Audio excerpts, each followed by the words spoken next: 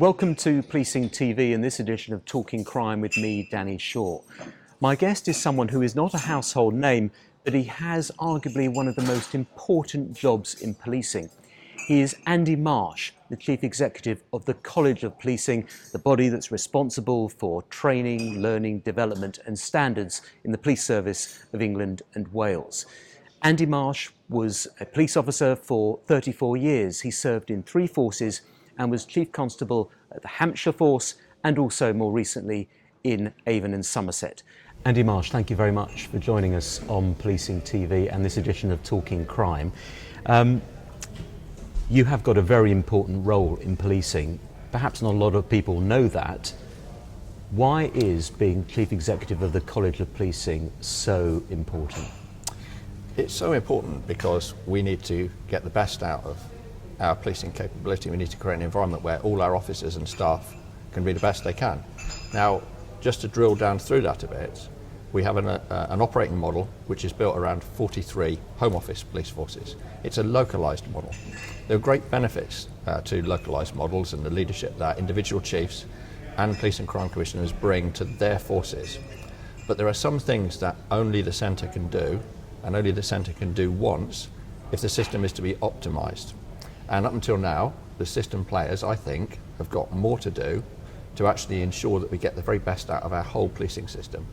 So what things does the evidence base, which things does the evidence base, we should do this way, because there's overwhelming evidence it works.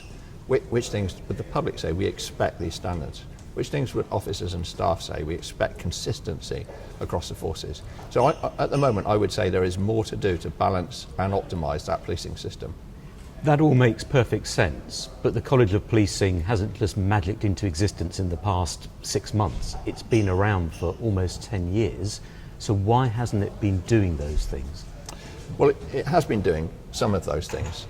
And, you know, I'm almost, I'll be honest with you, Danny, I'm almost embarrassed to recognise that as a chief and a chief of 2 police forces, there are some things that even I didn't realise that the college were providing that could have helped me improve the quality of services. Why was that? Why didn't you know about that? Well, it's too easy just to talk about communications and the responsibility for communications being with the College of Policing.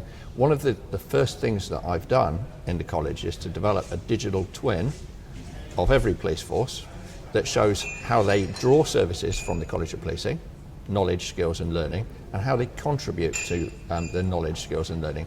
And actually I've shown those to Chief Constables, and they, like me, have been surprised. Like, my goodness, I didn't realise that we had a gap there.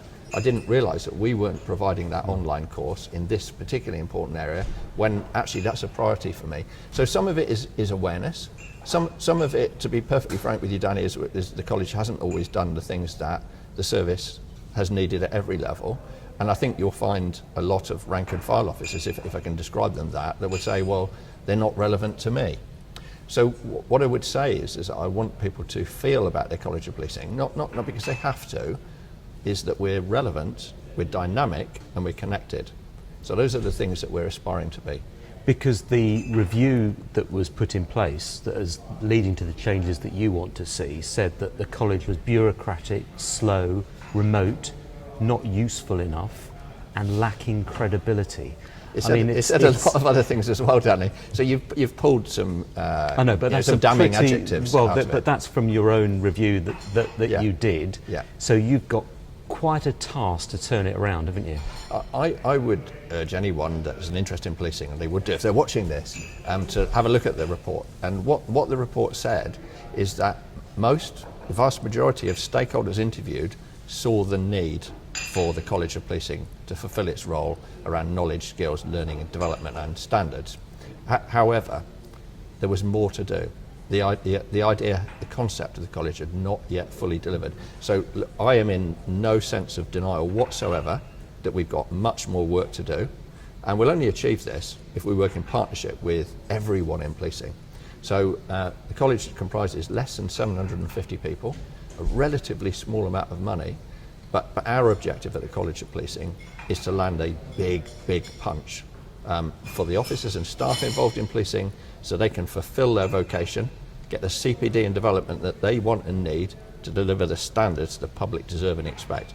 When do you think we're going to start seeing results? When will people begin to talk about the College of Policing with, with optimism and say, oh yeah, I did this, I did that, it was terrific. How long is that going to take, do you think? Well, I think in areas that we've already started to address that. So can I just give you a couple of areas?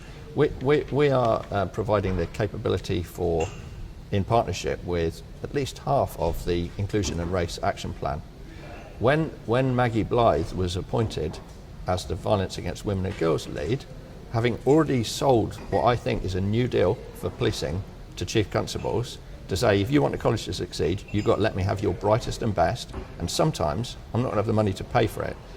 Actually, the Violence Against Women and Girls Task Force, led by Maggie, jointly under the NPCC and the College of Policing, actually I wrote to all chiefs and said, give me your brightest and best to work on this action plan. And we've got a steady stream of great officers coming through that are not charging us. So we're designing once and we're delivering many times.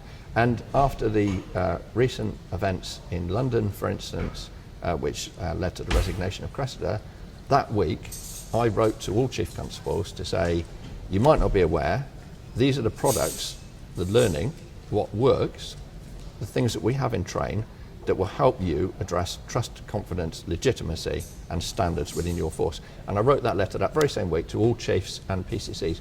So the conversation is starting to change, Danny, but here's the big challenge. When will the response officers, the detectives, the PCSOs say, that's my College of Policing, that's my reference point for continual professional development, learning and standards. So that's going to take a little time, but we're started and we rolled up our sleeves and we're getting on with it. Well, that's good to hear, and I'm sure police officers across the country will be pleased to hear that. And it is absolutely the right time, isn't it? Because policing is going through this enormous recruitment process at the moment.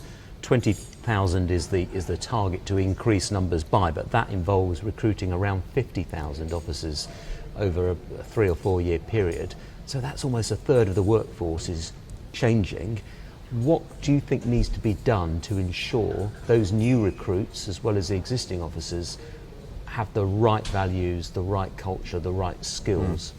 So, I mean, we could spend the rest of the interview talking about this, but the three things that we want to see from the fundamental review is boosting professionalism, developing leadership and delivering consistency. So that applies to the 50,000, doesn't it?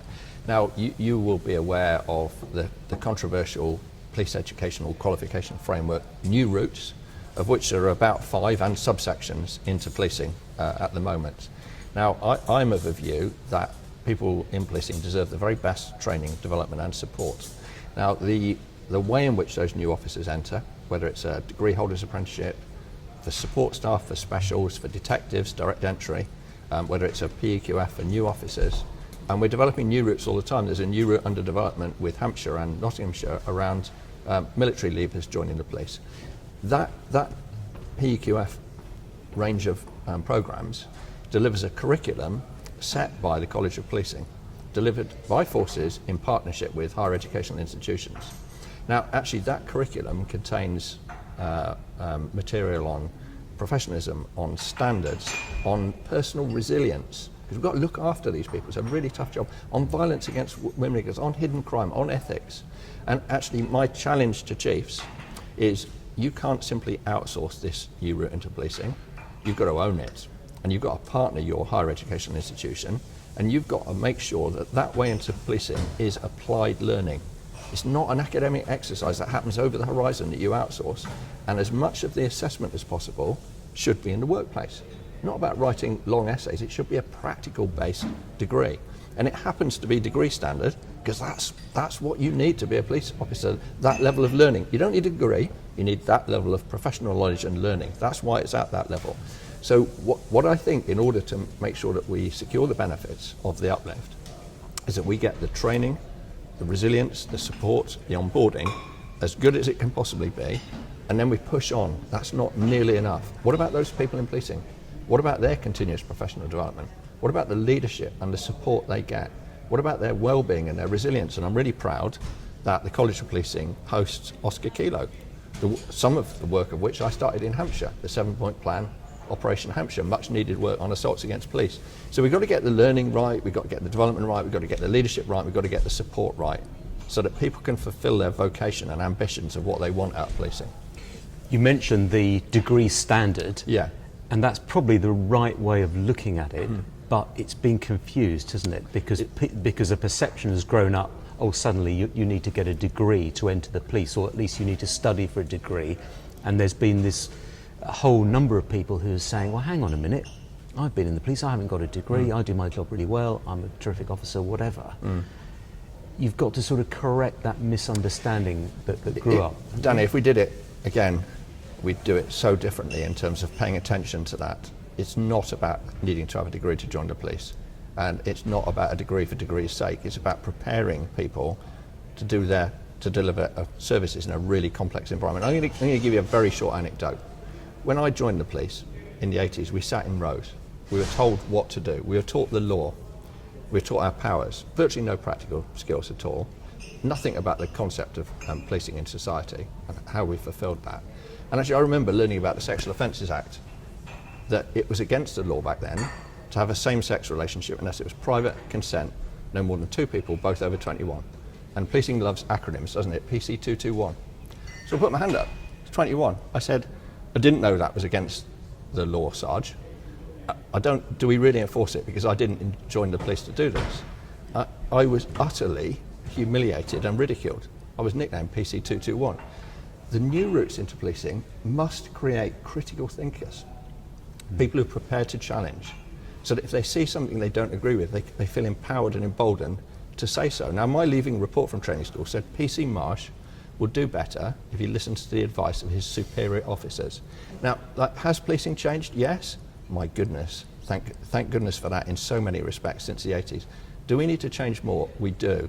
And it doesn't mean we haven't got thousands of great people in policing. We have, but we need to give them the right professional training, learning skills, education support and leadership so that they can be as good as we want and need them to be. You need people who are open-minded, who are prepared to challenge if necessary things that they don't feel are right, certainly call out poor behaviour. Does that mean that they can go on Twitter and give their views? There's a time and a place to give your views, Danny, isn't there? What we don't need is foot soldiers that simply will follow orders and instructions. We need intelligent, free-thinking, critical thinking professionals who will deliver policing in this really complex environment that we live and work in. But there also has to be a sense of discipline, isn't there? I mean, if you're working in a unit and you've got to carry out a raid, it's got to be very tight. There's a balance, isn't there, between that sort of camaraderie and closeness and the sort of independent free thinking that you want to see. There is, and this is why leadership is the single most important critical success factor in policing. So leadership is based on context, and sometimes in a protest or a public order environment or a raid, as you say, actually people need to follow their instructions and their role in the operation to the finest detail, because it's a life and death situation. But how much of policing is comprised of that? A significant life critical amount, but actually most of the time we're dealing with arm's length empowered individuals using their common sense and sound judgment within a professional framework which a college has got to help create with all of their learning and skills so they can do the right thing on a difficult day, which is what policing is all about.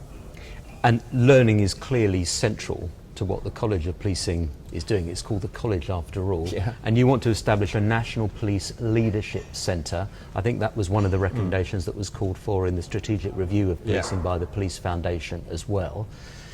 That sort of suggests some kind of bureaucratic central unit where everyone's going to sort of come and learn how to be leader. Is that what you've got in mind, or is it slightly different? We couldn't do that even if we wanted to, Danny. We no longer have a home for policing in the way that Bramshill was a national leadership centre. Was that a mistake to get rid of that? Well, and let's be honest, Bramshill, even though there was initial probation and training done there in its later years, what was regarded as for the bosses, I think my chair, Nick Herbert, has said he feels it's a mistake. And speaking personally as a chief, I feel that was a mistake. Policing is an incredibly important institution which needs to develop and nurture leadership at every level.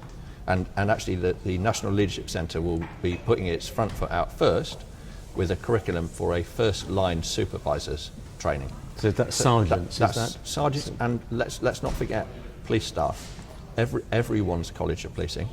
volunteers, police staff, officers. So that will be coming out in the next few weeks. Now, even if we wanted to deliver that at some central place, we haven't got the capability, capacity, resources, or venue to do it. So we need to look at the model of how we partner forces. Now here's a really subtle point, Danny, that I need to work with chiefs on. I'll be talking to them about it in the next 2 weeks. With PEQF, we set the standard, and effectively, with a tiny central team to think about spreading good practice, let alone monitoring standards, we said, over to you, forces. So effectively outsource the standard. However good idea that was, we know that the delivery of it has been very differential. Some forces are doing a fantastic job and strongly value it, and others not even at the starting blocks yet. I don't think we can do that with leadership. It's too important. So we need partners. We need to empower them. They need to work with us on it, because we can't do it all on our own. But there's got to be some standard setting, some consistency, and must be. So that's a challenge I'm going to wrestle with Chief Constables. Now, this is a big question, but what does good leadership look like? You were the Chief Constable in Hampshire and then Avon and Somerset. You had some really turbulent times, particularly in Avon and Somerset over the last couple of years when you were there with the protest, the Colston Statute protest, and then there was a riot. What does good leadership look like, particularly in those situations? It's almost impossible to describe it, but good leadership is about people doing the right thing on a difficult day because they want to. It's not about some chief pulling puppet strings from the top. It is actually very significantly about empowerment, and it's about training, preparation, and standards that support that. And I will be completely frank with you. Through some very difficult years in policing of austerity, where we've taken a lot of money out, I have seen whole-scale disinvestment in the time set aside not only for continual professional development, but significantly the time set aside for leadership. Now, there were lots of things wrong with police leadership in the past. I've told you about one of them. I'll tell you about lots more, Danny. So there's not some golden age of the past that I hark back to. But I was lucky enough in my career to have protected time set aside where I was able to learn how to be the best leader I could be. Now, what I would say good leadership looks like, the most important leadership is first line. That's why we're starting with it. It's not about the chiefs, but if we're going to be effective in our National Leadership Centre, it has to be from first line, and everyone in policing is a leader, right through to Chief Constable. We've got to offer something for everyone. And what I would say to anyone who wants to be a leader, who has the privilege of supervising people as well, is don't be like me. Be the best leader you can be. That's what inclusion means in policing. That's how we get to be creative and innovative. That's how we set standards, because we've seen leaders get it wrong and be beyond challenge in the past, haven't we? It's not about barking orders. Were you the sort of leader that would haul people into the room when they hadn't performed the hairdryer treatment like Sir Alex Ferguson? Was that your style, or was it? What do you think? Arm around the shoulder. What do you think, Danny? It's contextually based leadership, and so one of the things I'm very clear on is the standards by which leaders conduct themselves, so that they're role models. So you don't swear at people, you don't swear in front of the people you lead, you certainly don't touch them or abuse your position for a sexual purpose. It's absolutely unacceptable. So I never shout at people, I never use bad language towards people, but they know, my goodness, they know when they've let themselves down, and I'm disappointed. And I have got a very strong track record about exiting people from the service with dignity who have no place in the service. That's an important part of our job. But I think if you look at the balance, how many pats on the back do you give to kicks up the backside? You will lead people far more effectively through catching them doing the right thing, encouraging, supporting and enabling them, than you will chastising them and telling them off. It's also about communication, isn't it? And is it about communication with people outside of policing? One of the criticisms of Dame Cressida Dick was that she was hugely respected and admired by her workforce, by the Metropolitan Police, by the officers and staff. She spoke up for them, she stood up for them so many times, but externally she perhaps didn't always read the room, as it were. Well, I think it's for others to comment out on whether they felt Dame Cressida did a good job or not. I'm on the record saying what I think about Dame Cressida. But the way in which I've sought to be a chief is certainly to regard the force that I've been in charge of, responsible for, that's my beat.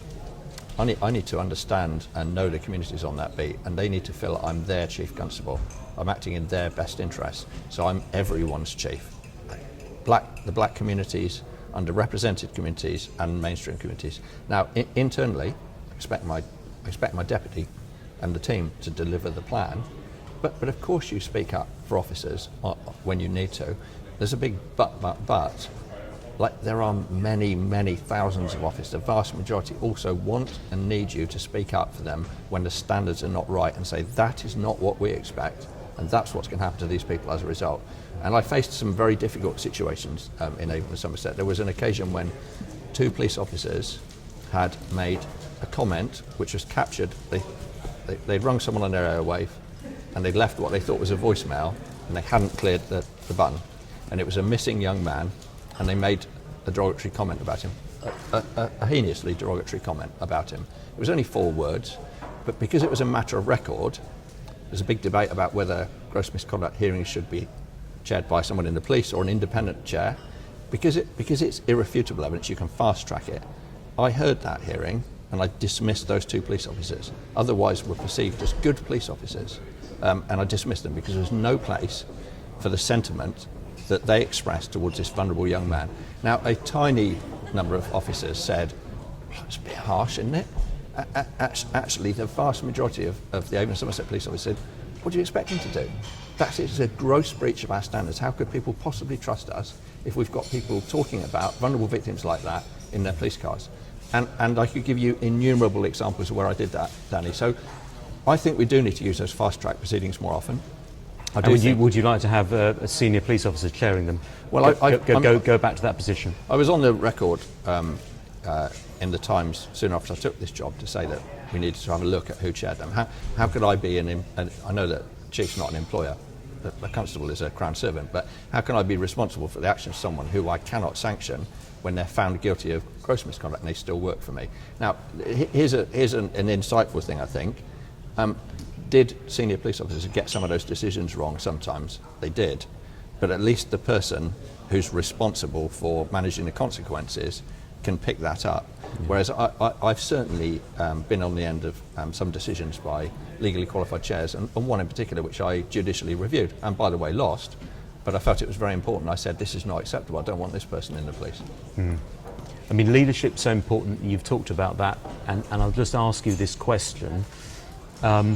Are they capable leaders who can take on the biggest, toughest job in policing, which is replacing Dame Cressida Dick? Do you think, when you survey some of the people who you've worked with and some of your colleagues and so on, do you see credible candidates there? I do see credible candidates, but I do think that the lack of investment in leadership development has had an impact on every level of policing, on performance, on standards, on well-being and satisfaction at work, as well as the readiness for those biggest jobs. And actually that's why we want to set up the National Leadership Centre, to make sure that people are ready for leadership at every single level, and we realise potential. Policing's full of super talented people that are ready for these jobs, but who doesn't need a bit of help? I need a bit of help in this job.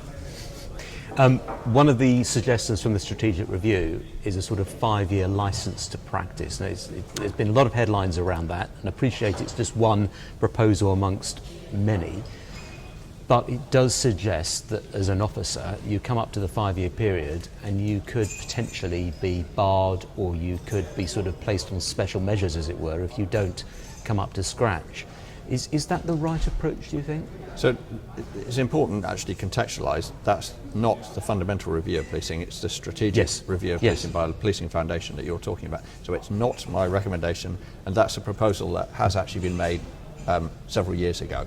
So there are many areas in policing where we do set standards and we do accredit people on a regular basis, SIOs, public order commanders, firearms, but actually a generic licence to practice. There are some issues and barriers about the role of constable, some of which you allude to, that make that very difficult. So what I would say is that standards, CPD, training and development, and proper time for it is critically important to policing. Whether that means per se that you end up having a licence to practice is another question. I think if the licence to practice was seen as a threat to exit people, or just create an unnecessary bureaucracy, be incredibly unpopular, and it would be unnecessary as well. If it was seen as a way of supporting officers' development so that they can get, and let's be honest, that's what they say they want. They absolutely want the best development. If it was perceived constructively, if it was supported politically and by the service, then it would be a viable option. But if I say that's what we're going to do, I guarantee you that's not what's going to happen. So you've got to put the training, the learning, the professional development in place, put all those things in place and improve that offer, and then perhaps you can talk about some sort of renewable licence or how you perhaps test that. Perhaps. Yes, certainly that's when that became possible. But one of the things that came out of the fundamental review is that officers and staff, particularly those that didn't want to get promoted, never mind those that did, so where's our CPD? Where's our time for development? And so actually what the service needs is a college of policing that is useful, that does that. Let's do that first. So if you're a constable, you're quite happy to be a constable, you enjoy your job, you're not interested in promotion, which is a completely reasonable position for many people to be in. Or specialisation. You still need development or updated training and learning and so on. Some of the very best people, and I'm not simply saying this, in policing actually have no aspirations to do anything other than serve their communities face to face. And thank goodness for that, it's the backbone of the service. But actually what makes a brilliant job? A brilliant job is one where you make a difference, where you've got good leadership, where your resilience, your health and well-being is cared for. And here's the thing, it's certainly what young people want now, I'm going to get developed. You know, where's this professional journey I'm on? Now, actually, is policing a profession? Are we professional? Well, I think in many respects we are, but actually we don't have the training, the development, the CPD, which is a basic hallmark of any profession. And if we don't sort that out, Danny, of those 50,000 people joining us, they won't stick around because they want to be developed. You talk about the 50,000 sticking around. Retention is a real problem. You can recruit people, but you've got to keep them. You've got to make it attractive for them to stay in the police service. I think there's been some talk recently about very high levels of sort of departures amongst new recruits. Do you know what the figures are for that? So the figures are widely misinterpreted. So one of the benefits of Uplift is that rather than now individual force data and that only, we've got all of the data across the whole of England and Wales. And I always like to be factful in conversations. What do the facts tell us about this then? And actually the facts show that on the old route into policing, IPLDP, the attrition rate is about 10%. So what does that actually mean? So we lose 10% of them before they finish their training. Right. On the new routes into policing, it's about 5%. Now why is that? That's interesting, isn't it? Now we of course, at many levels are evaluating our learning, our development, our onboarding. We need to understand that. But one of the key component parts, for example, is that the PEQF curriculum has actually got detailed input and careful input on resilience, health and wellbeing. Because we know that police officers, I know, had to do it myself and had very little, if any, support, to be frank with you, deal with some shocking, life-changing things. So that could be one of the reasons. It could be that the new routes into policing and I've got more careful onboarding. It's why I would encourage any force using degree holders entry, the shorter apprenticeship for detectives, which is a great way in principle of sorting out the detective shortage, is you need a detective tutor unit that wraps around those new officers in the really difficult investigative world, rather than just like chuck them in the deep end and say crack on with it. So we need to be factful, we need to show care and attention, and actually what policing mustn't do, I appeal for it not to do this. Let's not pull ourselves apart. Imagine how good we could be if we all pull in the same direction and we sharpen what we do to make it even better. Andy Marsh, there is so much more we could talk about, and perhaps we will come back to talk about some of the topics, but thank you very much for talking to us on Policing TV. Thank you. My great pleasure, Danny. Thank you.